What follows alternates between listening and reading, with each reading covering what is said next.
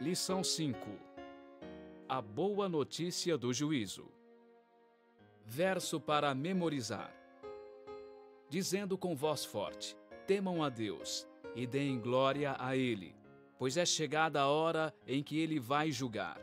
E adorem aquele que fez o céu, a terra, o mar e as fontes das águas.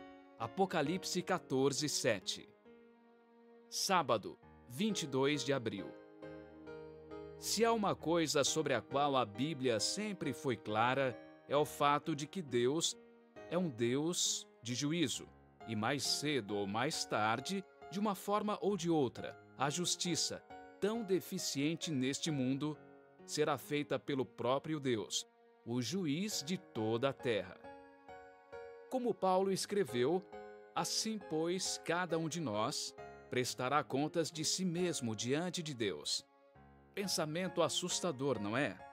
Ter que prestar contas de si mesmo diante de Deus, que sabe as coisas mais profundas, o Deus que vai trazer a juízo todas as obras, até as que estão escondidas, quer sejam boas, quer sejam más.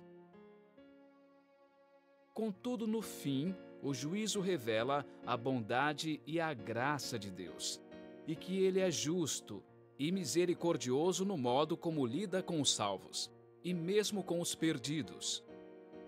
Nesta semana vamos explorar os temas mais profundos do juízo em relação ao grande conflito que assola o universo. E examinaremos especialmente o que acontece quando o povo fiel de Deus enfrenta o inevitável juízo vindouro.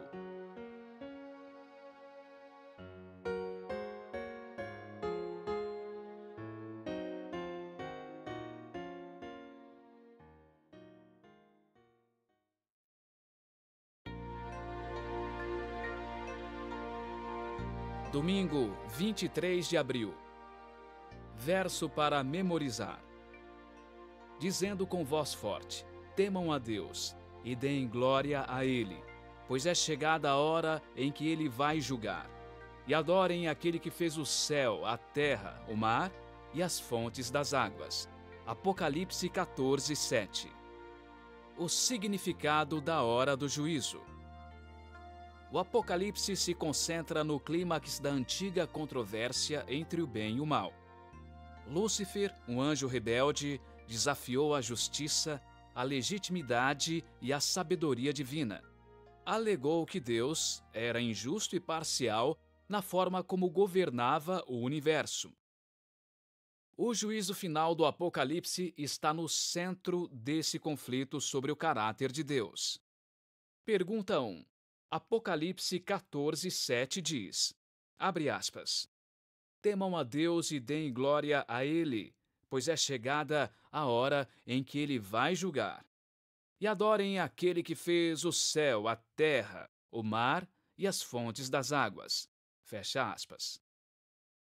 Porque, logo após a boa nova sobre o Evangelho eterno, a mensagem do primeiro anjo fala sobre o juízo de Deus. O que o Evangelho eterno tem a ver com o juízo? O Evangelho e o juízo, ambos partes da mensagem do primeiro anjo, estão inseparavelmente entrelaçados. Se não fosse pelo Evangelho eterno, não teríamos esperança no juízo. O Evangelho eterno é, de fato, nossa única esperança no juízo. Não há dúvida de que parte do conteúdo do Evangelho é a proclamação do juízo. Durante esse juízo, os mundos não caídos verão que Deus fez tudo o que pôde para salvar cada ser humano. O julgamento revela a justiça e a misericórdia de Deus, diz sobre seu amor e sua lei, fala de sua graça para salvar e seu poder para libertar. O juízo é parte da solução divina definitiva para o problema do pecado. No grande conflito entre o bem e o mal, no universo, Deus respondeu às acusações de Satanás com a cruz, ao passo que, no juízo, ele revelará que fez tudo o que era possível para nos salvar e nos conduzir para a cruz. Os registros infinitos, minuciosos, exatos e detalhados do céu serão abertos. Somos tão preciosos para Deus que todo o universo faz uma pausa para considerar as escolhas que fizemos à luz dos apelos do Espírito Santo e da redenção tão livremente oferecida por Cristo na cruz do Calvário. Ouça Salmo 51, 1 a 4. Compadece-te de mim, ó Deus, segundo a tua benignidade, e segundo a multidão das tuas misericórdias, apaga as minhas transgressões. Lava-me completamente da minha iniquidade e purifica-me do meu pecado. Pois eu conheço as minhas transgressões, e o meu pecado está sempre diante de mim. Pequei contra ti somente, e fiz o que é mal aos teus olhos, de maneira que serás tido por justo no teu falar e puro no teu julgar. Como esses versos ajudam a esclarecer o significado e o propósito do juízo?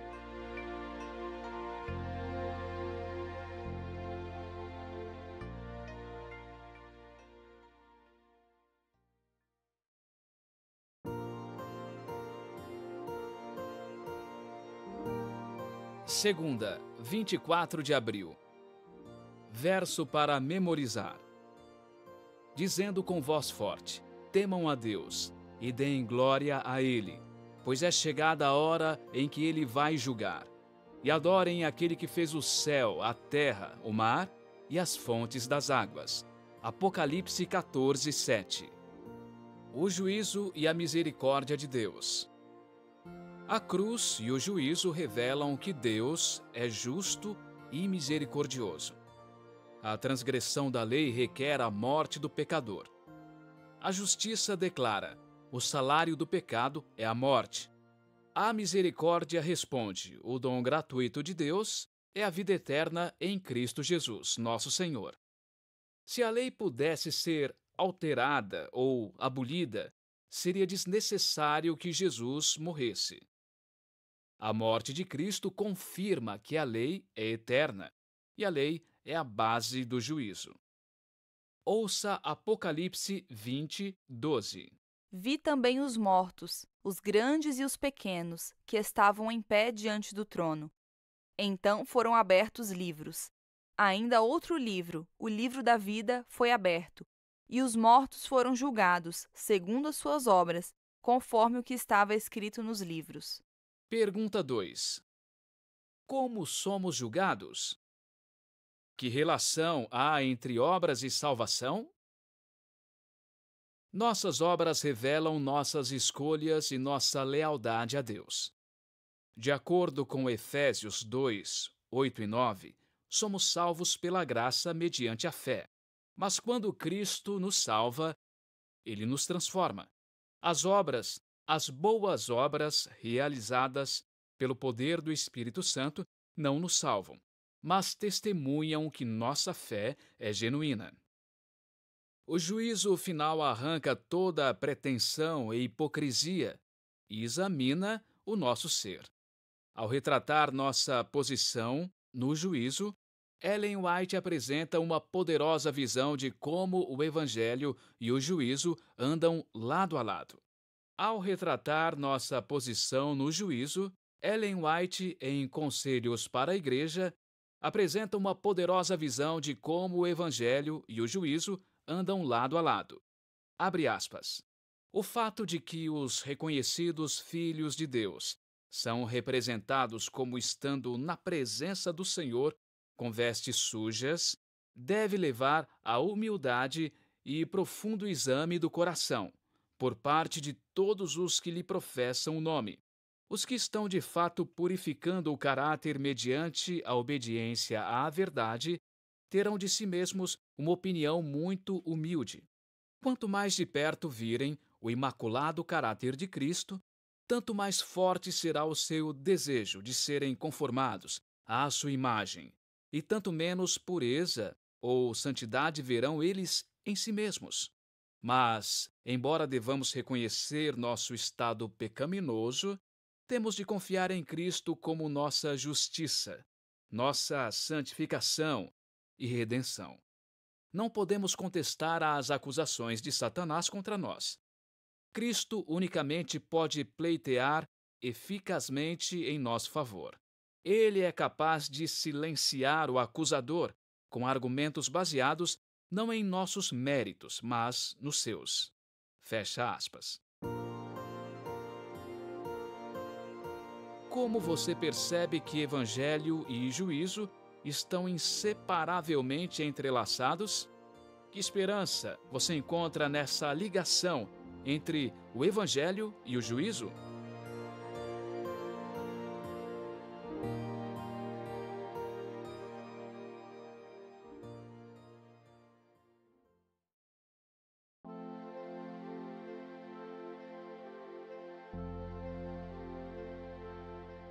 Terça, 25 de abril. Verso para memorizar. Dizendo com voz forte: temam a Deus e deem glória a Ele, pois é chegada a hora em que Ele vai julgar. E adorem aquele que fez o céu, a terra, o mar e as fontes das águas. Apocalipse 14, 7. Uma cena magnífica. Os livros de Daniel e Apocalipse são complementares e nos apontam para os acontecimentos dos últimos dias da história da Terra. O Apocalipse proclama que chegou a hora do juízo de Deus, enquanto Daniel revela quando o juízo começou. Em Daniel 7, Deus revelou a história do mundo ao profeta. Nações surgem e caem. Poderes perseguidores oprimem o povo de Deus. Depois de descrever Babilônia, Média-Pérsia, Grécia, Roma, a desintegração do Império Romano e a perseguição da Igreja por 1260 anos, Deus dirigiu a mente de Daniel para um glorioso evento celestial que endireitará tudo. Deus desvia a atenção do profeta da ascensão e queda das nações e dos poderes opressores da terra para a sala do trono do universo e para o juízo final de Deus, quando ele corrigirá todos os erros e estabelecerá seu reino eterno de justiça. Deus levou Daniel em visão profética do caos e conflito da terra para as glórias do santuário do céu e para a sessão da Suprema Corte do Universo, onde Cristo, o legítimo governante deste mundo, receberá de seu Pai o reino que é seu por direito. Ouça Daniel 7, 9, 10 e 13. Continuei olhando até que foram postos uns tronos, e o ancião de dias se assentou. Sua roupa era branca como a neve, e os cabelos da cabeça eram como a lã pura. O seu trono eram chamas de fogo, e as rodas do trono eram fogo ardente.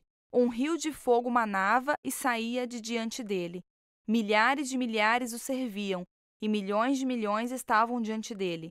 Foi instalada a sessão do tribunal, e foram abertos os livros. Eu estava olhando nas minhas visões da noite, e eis que vinha com as nuvens do céu alguém como um filho do homem. Ele se dirigiu ao ancião de dias e o fizeram chegar até ele. Daniel 7, 14, 26 e 27.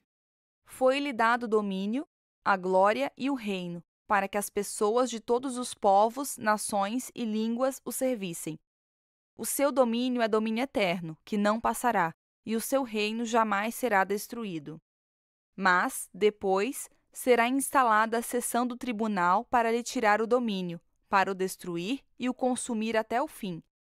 O reino, o domínio e a majestade dos reinos debaixo de todo o céu serão dados ao povo dos santos do Altíssimo. O seu reino será um reino eterno, e todos os domínios o servirão e lhe obedecerão. Pergunta 3. Conforme as passagens apresentadas, descreva o que o profeta viu. Qual é o resultado desse juízo? O destino de toda a humanidade é decidido no tribunal do céu. O certo prevalece. A verdade triunfa. A justiça reina. Essa é uma das cenas mais incríveis, maravilhosas e espetaculares das Escrituras. E a boa notícia é que termina muito bem para os fiéis revestidos da justiça de Cristo. Jesus se aproxima de seu Pai Celestial na presença dos representantes do universo. Seres celestiais se aglomeram ao redor do trono de Deus.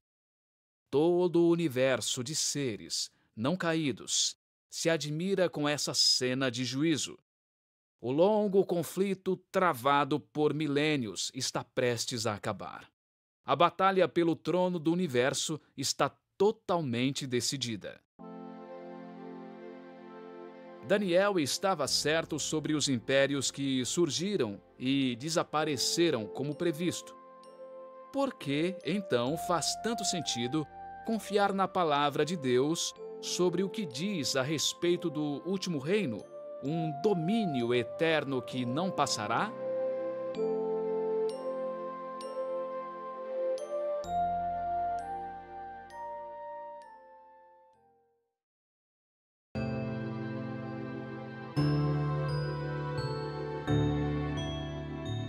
Quarta, 26 de abril. Verso para memorizar.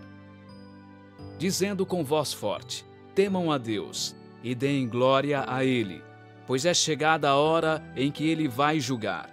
E adorem aquele que fez o céu, a terra, o mar e as fontes das águas.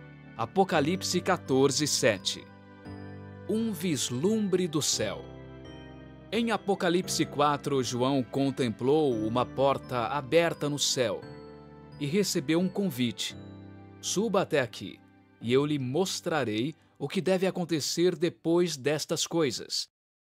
Jesus convidou o apóstolo a olhar pela porta aberta no santuário do céu para ver cenas do grande conflito entre o bem e o mal. Nós também podemos olhar através dessa porta aberta e ter um vislumbre do plano eterno da salvação. Somos testemunhas de questões que estão sendo decididas na corte celestial. Questões fundamentais no grande conflito entre o bem e o mal se desenvolvem diante de nossos olhos. Ouça Apocalipse 4, de 2 a 4. Imediatamente eu me achei no espírito, e eis que havia um trono armado no céu, e alguém estava sentado no trono. E esse que estava sentado era semelhante no aspecto à pedra de jaspe e ao sardônio, e ao redor do trono havia um arco-íris semelhante no aspecto à esmeralda. Ao redor do trono havia também 24 tronos, e neles estavam sentados 24 anciãos, vestidos de branco e com coroas de ouro na cabeça. Pergunta 4. Que semelhanças há com a cena do juízo em Daniel 7? Obviamente, Apocalipse 4 apresenta uma cena na sala do trono. Deus, o Pai, assenta-se no trono cercado por seres celestiais. Há trovões e relâmpagos, simbolizando os juízos divinos. Notamos que há 24 anciãos ao redor do trono de Deus. Quem são esses 24 anciãos? No Israel antigo havia 24 divisões no sacerdócio levítico. Esses sacerdotes representavam o povo diante de Deus. Em 1 Pedro 2,9, o apóstolo declarou que os crentes do Novo Testamento são geração eleita, sacerdócio real. Talvez esses 24 anciãos representem todos os redimidos que um dia se alegrarão em torno do trono de Deus. Ou talvez representem as pessoas ressuscitadas na ressurreição de Cristo e que ascenderam ao céu com ele. De qualquer forma, isso é uma boa notícia. Há alguns dos redimidos da terra ao redor do trono de Deus. Eles enfrentaram tentações assim como nós enfrentamos. Pelo poder do Espírito, venceram. Eles estão vestidos de branco, simbolizando a justiça de Cristo, que cobre e purifica os pecados. Têm coroas de ouro na cabeça, indicando que venceram o mal e fazem parte da linha real de crentes cheios de fé. Vemos um trono no céu e Deus assentado sobre ele. Há seres celestiais ao redor do trono. E logo todo o céu começa a cantar, e a intensidade do louvor fica cada vez mais forte. Tu és digno, Senhor e Deus nosso, de receber a glória, a honra e o poder, porque criaste todas as coisas e por tua vontade elas vieram a existir e foram criadas.